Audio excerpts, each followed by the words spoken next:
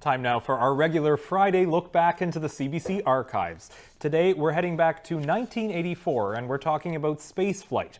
That's when former Canadian astronaut and now Member of Parliament, Marc Garneau, was high above the Earth, and he had a big Canadian support team right here on the ground.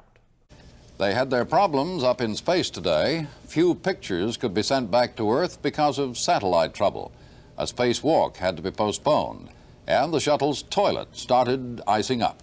In spite of all that, Canadian astronaut Marc Garneau's experiments are going just fine, and his Canadian teammates back at Mission Control are busy keeping track of it all. Eve Savory reports. These are the 5 who didn't go up.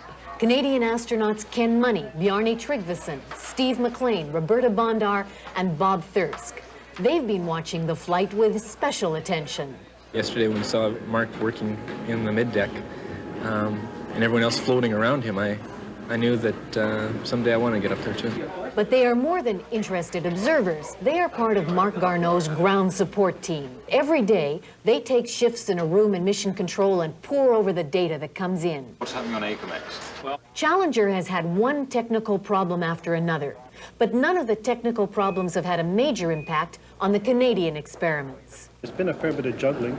We were working pretty late last night, working up new plans and new scheduling for the experiments. hello, this is PS1. PS1 is Payload Specialist 1, Marc Garneau.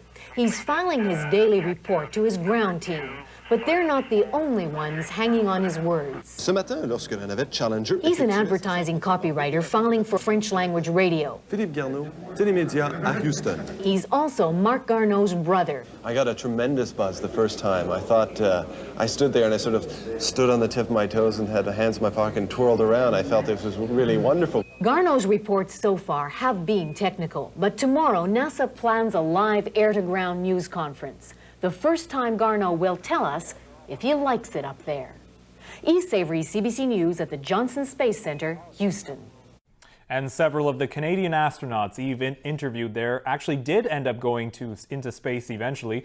Bjarne Tryggvason, Steve McLean, and Roberta Bondar all did missions with NASA, and Bob Thirsk actually holds the Canadian record for the longest space flight and the most time spent in space.